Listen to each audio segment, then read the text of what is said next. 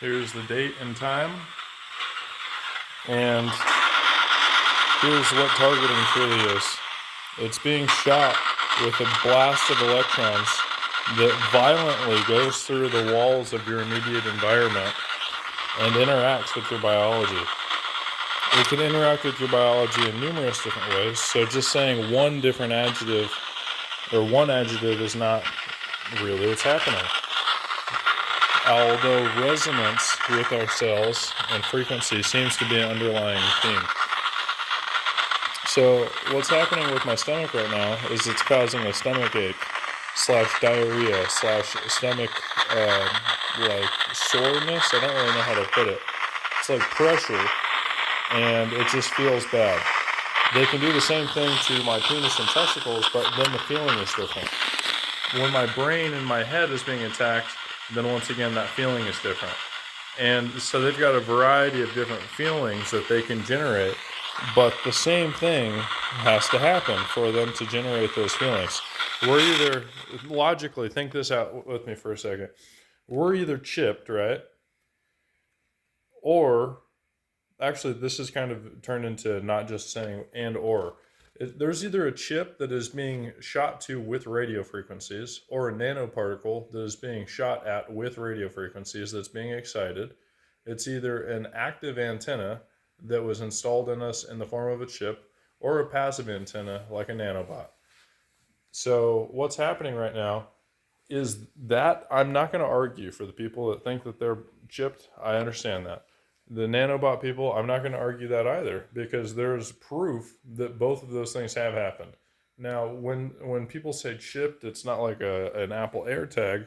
It's probably a cluster of nanoparticles or something of the same variety.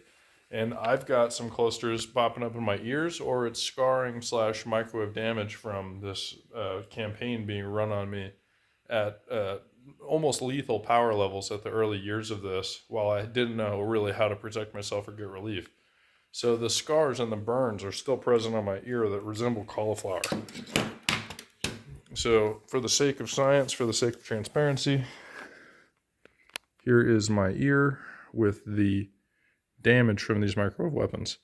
So this is not me popping it out or anything. This is real damage that's there. That is, I don't know how to get the best angle of this. Here we go. So this is real damage from when I was irradiated from 2015 to now. This is like a solid. Okay. So that's like cauliflower. And so, you know what I mean, as far as saying nanobots, whatever, or that's just permanent scars from being blasted with the radio frequency weapon. But what I'm about to say, and what I'm about to show you is, like right now, for example, they were just hitting me in the stomach, and they just started hitting me in the testicles. I'm going to put these two crossed antennas in front of my testicles, and we're going to see their spikes coming in here, and then also I'm going to get relief from that attack. So this is the Tiny SA Ultra. I just got it in the mail today. And basically I need to change it again or reset it again. I want it to show the big number, but I also want it to show not in milliseconds. I want it to show in, not in timing.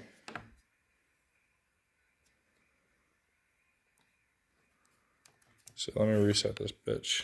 This is even nicer than the smaller Tiny SA. You don't have to worry about the touchscreen as much. Okay, so we see the spectrum analyzer, it's set up. You see all these narrowband spikes. Well, that's the dew that I'm being shot with, guys. So you hear those ripples, that's fray effect that I'm being shot with. That beep in the background is the spectrum analyzer.